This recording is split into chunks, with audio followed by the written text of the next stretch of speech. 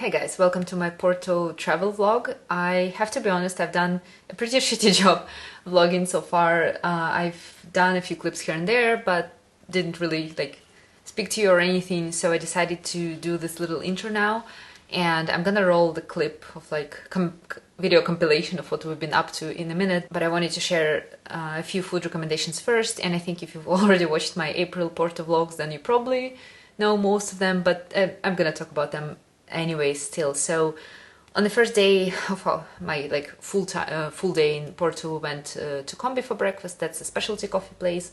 They have great coffee, matcha, some snacks, a few food options, but not too much. Then we also went to Early for breakfast with my best friend. We were disappointed a bit though this time because the food was very salty. Like whatever we were trying, it was very salty. Last few times we went there in spring, it was great, so I'm still recommending it. So maybe the chef just had a bad day kinda. And the new spot that we went to is the 7G Roasters, and it's like 7 Gaia Roasters, and Gaia is like a district in Porto, and it's a hotel plus a cafe, so they also have a good selection of breakfast choices and yeah, drinks, all kind of stuff, desserts, things like that.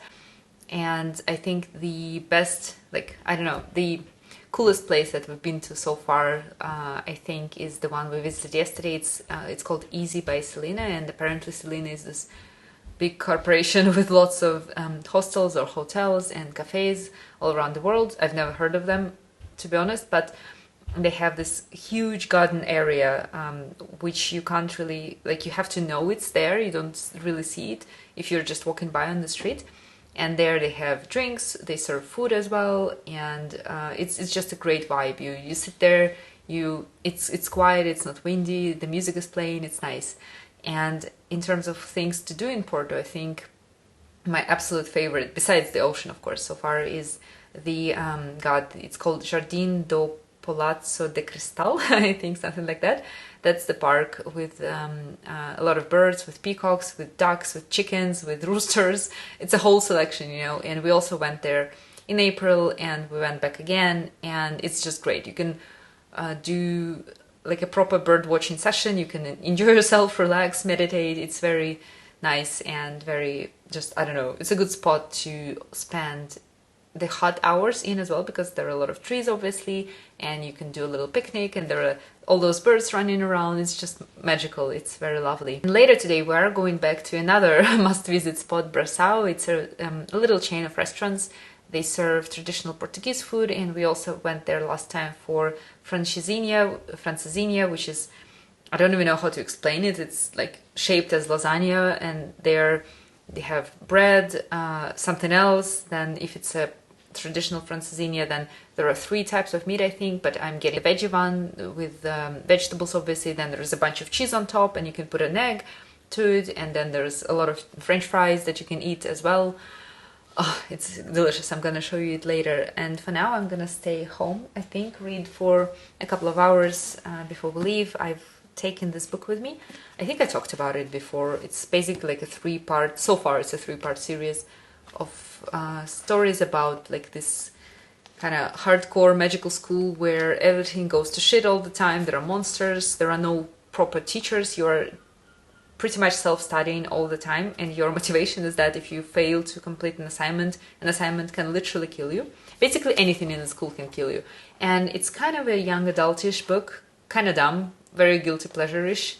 So I'm reading the 3rd part. I'm already halfway through it. I can't say I'm enjoying it that much, but it's a good holiday read, I think. So I'm gonna do that, and while I'm reading I'll show you what we've been up to over the past 3 days now that I've been in Porto.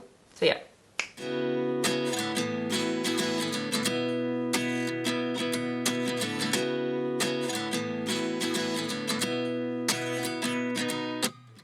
29 and I find myself wondering what did happen to the last 10. I ran away with my life, fast forward, never turn back again. It's kind of funny that the more we pass time, the more we need to set them rewind. And 19 was the year I had to leave you, but now I'm seeing all the signs. Is this really happening? I can't believe just as surprised as you. Is this really happening? I can't be too sure, but one day I'll be yours again.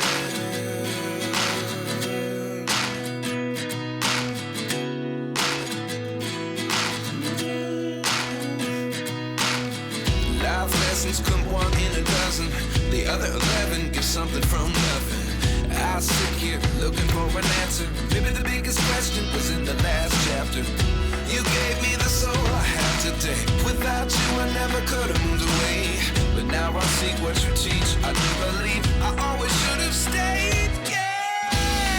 Is this really happening? I can't believe it's true. I'm just as surprised as you. Is this really happening? I can't be too sure, but one day I'll be yours again.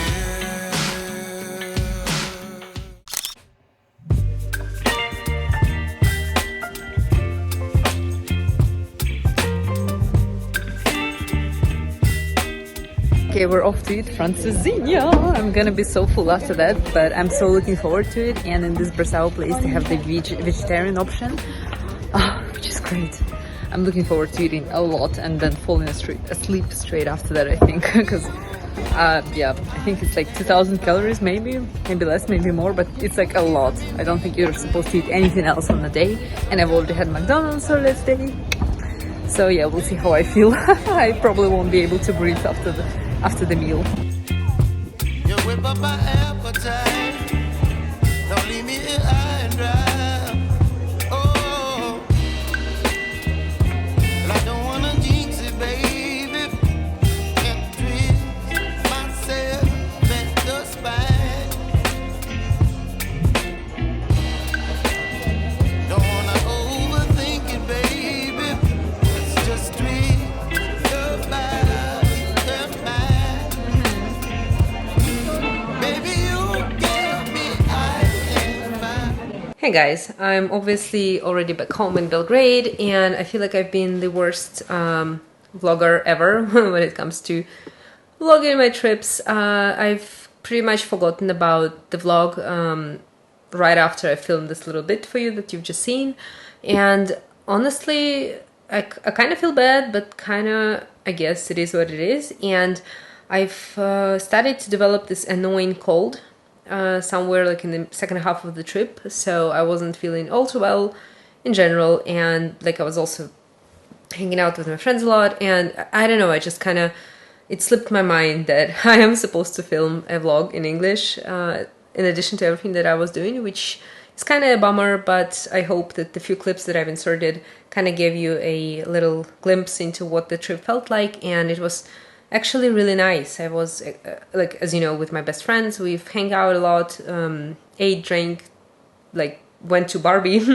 to see Barbie in theaters, which was great. I can definitely recommend to everyone.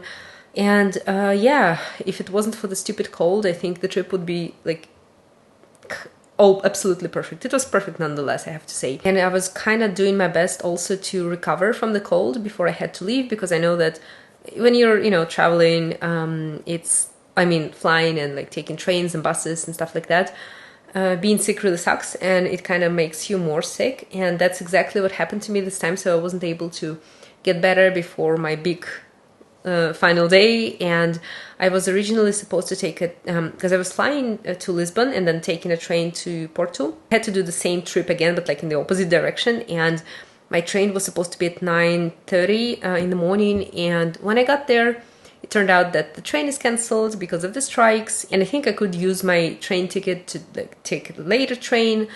Because of the strike, they allow it, but there was no guarantee that another train would not be cancelled, and that would suck a lot. So I rushed to the bus stop, managed to somehow buy an expensive bus ticket, which was okay because a few like they were selling out really fast, obviously, because it was a Saturday and lots of people were traveling to Lisbon especially, and yeah.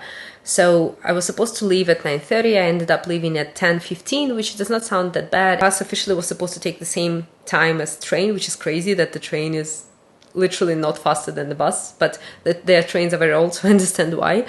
Yeah, so even though it was scheduled to be 3 hours in total, the driver decided to take a smoking break and chill on the random bus station, so we ended up being late. And also the bus arrived like in the middle of freaking nowhere, as opposed to the central station where the train would take me. So I lost in total, I think, about 2 hours, maybe a bit more than that. And like, it's okay, but I also was a bit annoyed because it was a lot of running here and there, and then in the bus it was very cold and the aircon was blasting, and I was like trying to not sniff and cough every single second, and I failed miserably, I'm afraid. So sorry to all my fellow passengers. And also, yeah, taking the tube to the center of Lisbon, all those extra movements, they were not helping with my cold, obviously. But then I had a few magical hours in Lisbon. It was really hot compared to Porto, which was not great, because I carried all my stuff with me in the backpack, obviously, but whatever. I walked around, I stopped by Honest Greens to get some food, I seen like the streets, went in a couple of shops. It was fine, and my plane was supposed to be at 9 p.m., but it also got pushed back to 11 p.m., and I think they explained that it was actually to do with the storms that were raging in Eastern Europe, and I think in Serbia as well that night, not in Belgrade though. So I think the flight from Belgrade to Lisbon was delayed because of the bad weather, so my flight was consecutively also delayed, which I totally understand again, but it was still such a bummer to me. And I've ended up spending so many hours in the airport, which was also a shithole, to be honest. I don't understand how such crappy terminal can exist in a European capital. Like, that just baffles me.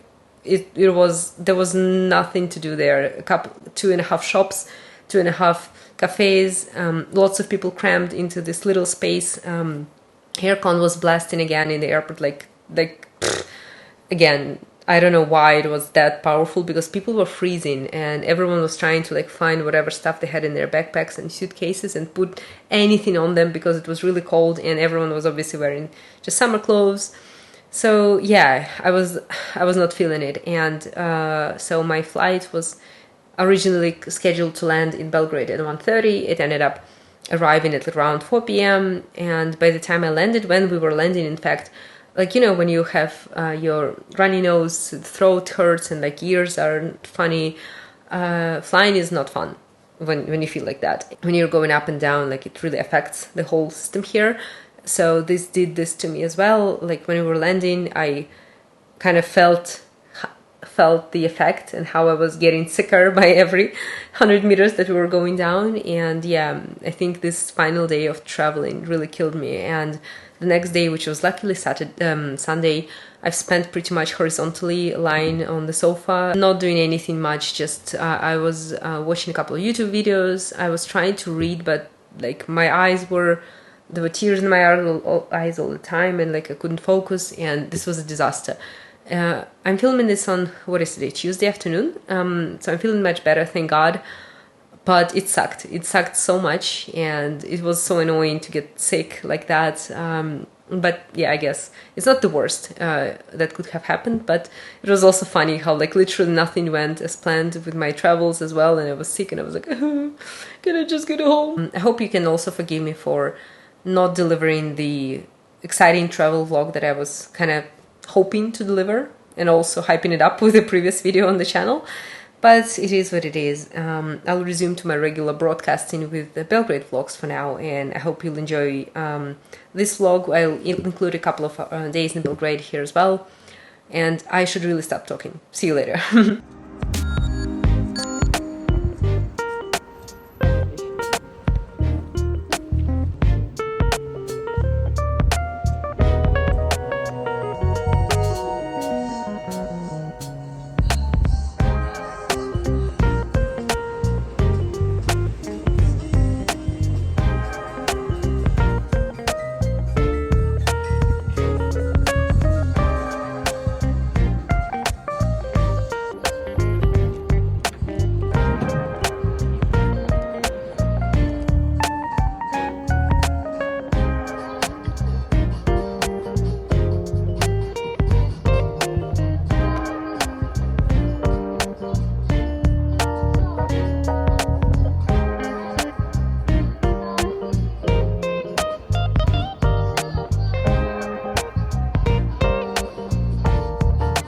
As you've seen, we went to Wabi Sabi for dinner. I've been just walking by this place a few times and I wanted to come in to check out their sushi selection, and I think we liked it, right? Like, not the best we've ever had, definitely, but it was pretty decent. We tried a few things there, so everything was good. The service was good. We were the only people there though, but we went pretty early, I think at around maybe 6 p.m, which I guess is a bit early, but we didn't have lunch, so we didn't care. And yeah, it looks nice. I think next time I want to sit inside because the design there is great and it's a little more secluded, you know, more intimate, I guess, than the sitting on the terrace. But wow, I am out of breath. I'm still recovering, so I'm like so super weak. And weekend tomorrow there's a community run which I'm gonna miss, I think, because I can't imagine myself running a 5k tomorrow in the morning. But I want to come back on Friday, so hopefully I'll be fully recovered by then. And yeah, I think we're just gonna walk a bit in Kalemegdan for now and head home afterwards and have a slow evening, I guess. Yeah.